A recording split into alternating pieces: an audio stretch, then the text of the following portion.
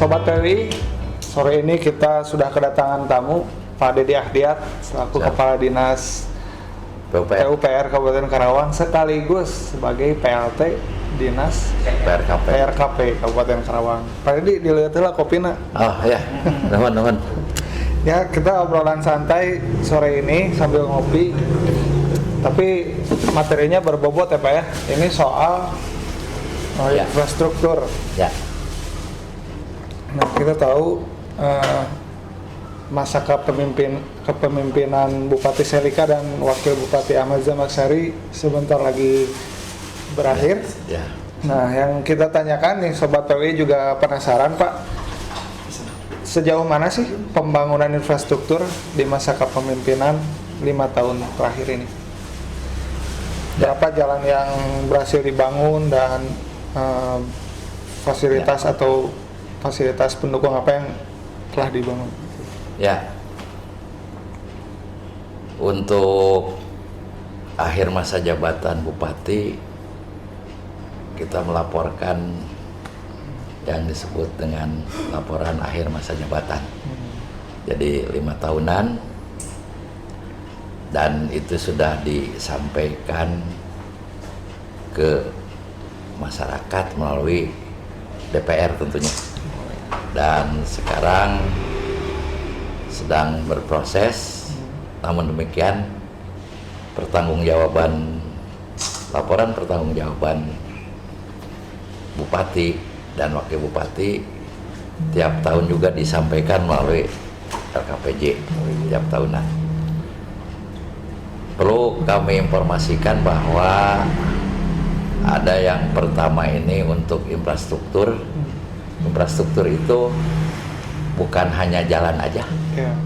Infrastruktur jalan, ada jembatan, ada juga yang lain. Jadi termasuk juga pendidikan. Infrastrukturnya apa? Ya, di antaranya bangunannya, sekolah, kan, gitu ya. Jadi kita sering salah mengartikan infrastruktur itu, selalu bilangnya jalan aja gitu. Padahal bukan itu. Jadi ada infrastruktur pendidikan, ada infrastruktur kesehatan, dan infrastruktur yang selalu dikenal oleh kita, yaitu untuk transportasi, yaitu jalan dan jembatan. Kaitannya dengan RPJMD Bupati, Wakil Bupati masa periode 5 tahunan, yaitu periode kepemimpinan Ibu Selika dan Bapak Jimmy Jamarkasi, bahwa sudah ditetapkan jalan-jalan yang harus menjadi prioritas. Jadi sebelum ke arah sana, kita sampaikan dulu bahwa jalan itu yang melintas ke Karawang ini, yang pertama ada yang disebut dengan jalan negara, kemudian pemerintah pusat, kemudian ada yang disebut dengan jalan provinsi, tanggung jawab pemerintah provinsi. Nah, kemudian ada jalan kabupaten, kemudian juga ada jalan poros desa. Ya, baru terakhir jalan lingkungan dan jalan yang ada di perumahan dan lain sebagainya. Nah, kaitannya dengan jalan tersebut, kami sudah meng-SK-kan jalan mana jalan kabupaten, mana jalan provinsi, mana jalan negara. Nah, sehingga supaya tidak salah, saya baca Pak Rimbon ini karena memang panjang ini. Harus by data ya? Ya, harus by data, betul. Nah Pak, kita ringkas saja jalan kabupaten yang menjadi tanggung jawab pemerintah kabupaten ini. Ya. Berapa sih panjangnya? Nah, jalan kabupaten berdasarkan SK Bupati nomor 620 garis miring Cap 384 strip hub garis miring 2016, panjangnya 1937,53 km. jalan kabupaten. Ya, jalan kabupaten. Jadi ada 1937,5 kilometer. Nah, jalan kabupaten ini diantaranya jalan yang menghubungkan antar kecamatan, kemudian ada juga tadi poros desa, jalan poros desa itu jalan poros desa yang menghubungkan antar desa gitu ya. Iya. Gitu ada, jadi ada jalan desa, ada jalan poros desa. Nah, jalan poros desa juga masuk ke dalam menjadi garapan kita kalau jalan poros desa ya. Ya, kalau jalan poros desa. Kecuali jalan desa.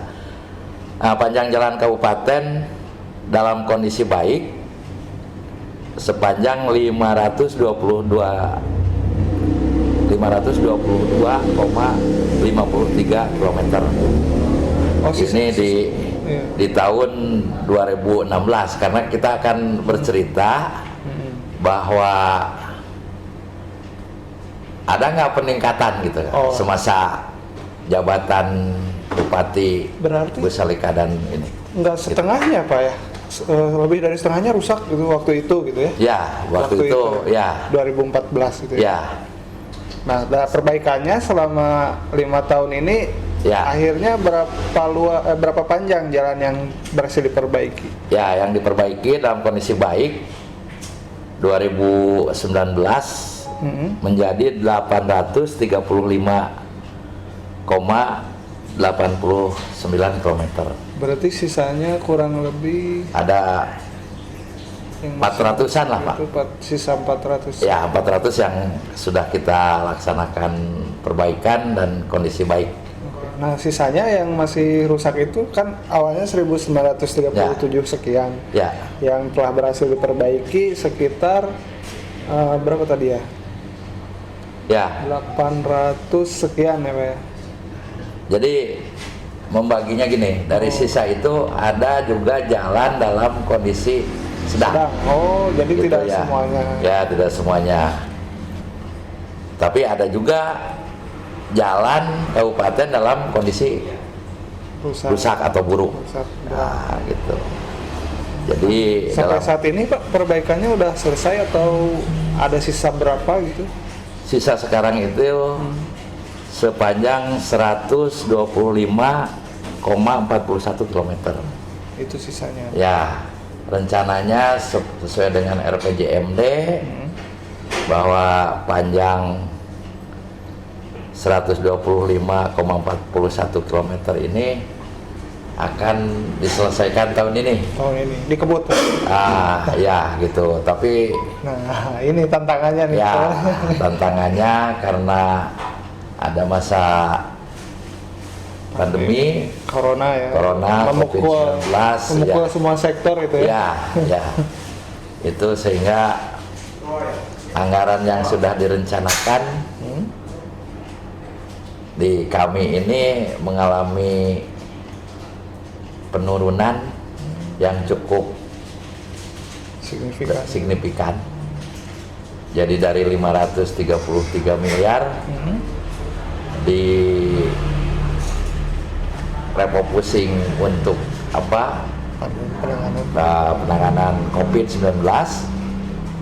Kemudian yang terakhir itu bukan untuk penanganan COVID, tapi lebih cenderung kepada rasionalisasi antara pendapatan dengan kegiatan yang akan dilaksanakan. Jadi kepada semuanya, kepada masyarakat semuanya, tentunya mohon maaf lah kalau tahun ini tidak bisa menyelesaikan, tidak optimal. Kondisinya juga seperti itu. Nah, ini nggak Pak, ada langkah untuk segera mungkin solusinya seperti apa gitu? Ya, meskipun infrastruktur menjadi penunjang gitu terhadap ekonomi dan lain sebagainya, memang kalau lihat perkembangan ekonomi kita pertumbuhan ekonomi kita sesuai dengan apa yang disampaikan oleh Bapak Presiden pada saat menjelang perayaan 17 Agustus, bahwa laju pertumbuhan ekonomi kita sudah minus 5%. Bahkan saat ini diambang resesi ya? Ya, mungkin.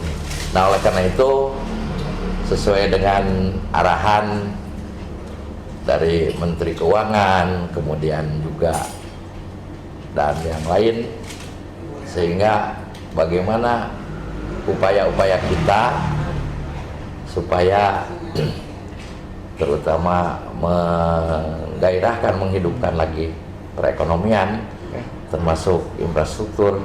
Upaya-upaya tersebut melalui yang pertama, kita kerjasama atau menggunakan CSR, artinya dari beberapa perusahaan yang berpartisipasi itu pun melihat kondisi perusahaannya, karena sekarang ini barangkali secara kasar bisa dihitung kalau minus 5% dengan jumlah penduduk usia produktif, berarti saya menghitung akan terjadi 5 juta pengangguran tambahannya. Di samping yang sudah ada juga mungkin ada beberapa perusahaan yang memberhentikan karyawannya untuk sementara. Nah, jadi dalam kondisi ini memang sangat sulit, tapi tetap kita harus semangat mencari upaya-upaya supaya bagaimana perekonomian berjalan dengan baik. Oleh karena itu, Kerawang sebagai tetap mempertahankan lumbung padi Jawa Barat masih memberikan kontribusi stok nasional cukup tinggi, sehingga upaya-upaya itu, dan ini juga masuk infrastruktur itu Bang, gitu. Kembali ke persoalan pembiayaan pembangunan infrastruktur. Biasanya skemanya kan pembiayaan itu melalui APBD, lalu ada transfer dari pemerintah pusat, juga skema-skema lainnya. Nah, tahun lalu saya pernah baca kalau Menteri Keuangan Sri Mulyani sempat mengutarakan pendapat kalau pembangunan di daerah itu harus berani menempuh skema baru, misalkan skema kerjasama pemerintah dengan badan usaha, KPBU. Nah, ini kita sudah melakukannya atau belum, atau seperti apa? Ya, jadi upaya-upaya ke arah sana memang ada, gitu ya. Jadi yang pertama itu kan terkendala dengan aturan juga. Misalnya contoh gini, di aturan boleh misalnya untuk menutupi defisit atau kekurangan, misalnya bisa ada yang disebut dengan pinjaman daerah, gitu ya. Namun ini juga terkendala dengan aturan, karena pinjaman daerah itu kan tidak mungkin selesai dalam jangka waktu 1 tahun, berarti long lah itu, berarti panjang lah gitu. Nah, terkendala sekarang ini dengan akhir masa jabatan. Jadi ya mungkin insya Allah nanti di 2021 ke depan mungkin, karena ini nggak mungkin dengan kondisi sekarang ini bangkit sekaligus, ini harus ada ini. Nah, terkait dengan tadi Pak, gitu ya, bagaimana karena Kerawang ini masih mempertahankan 97.000 hektar untuk pertanian, maka upaya-upaya kami, karena di kami ini yang menyangkut infrastruktur itu kan ada 3. Yang pertama jalan, tentunya jalan dengan jembatannya. Kemudian yang kedua sumber daya air. Nah, kemudian yang ketiga adalah bidang bangunan. Nah, untuk menunjang itu, karena dengan kondisi keuangan yang ya tidak memungkinkan, sehingga bagaimana upaya untuk menumbuhkan ekonomi tersebut, terutama ketahanan pangan. Oleh karena itu lebih diprioritaskan kami mendukung untuk perekonomian itu, terutama ketahanan pangan, sehingga infrastrukturnya yang dibangun adalah yaitu saluran-saluran baik tersier, sekunder, dan lain sebagainya. Dengan bahasa lain, kami mengupayakan tidak boleh lagi ada sawah yang kekeringan, tidak boleh lagi ada sawah yang kebanjiran, sehingga hasil produksi pertanian bisa menjadi ketahanan pangan.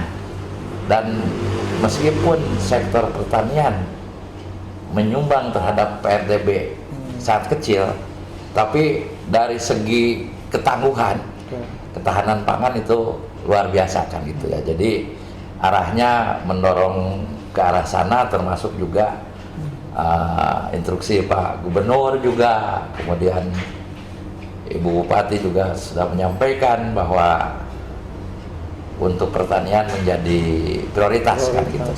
Barangkali itu untuk karena Karawang lumbung padi Pak ya? Ya, lumbung padi. Kaitannya dengan jembatan, memang ada jembatan yang kalau disebutkan ini jembatan yang sangat fundamental, yang perlu dibangun, dan ya biayanya cukup lumayan juga.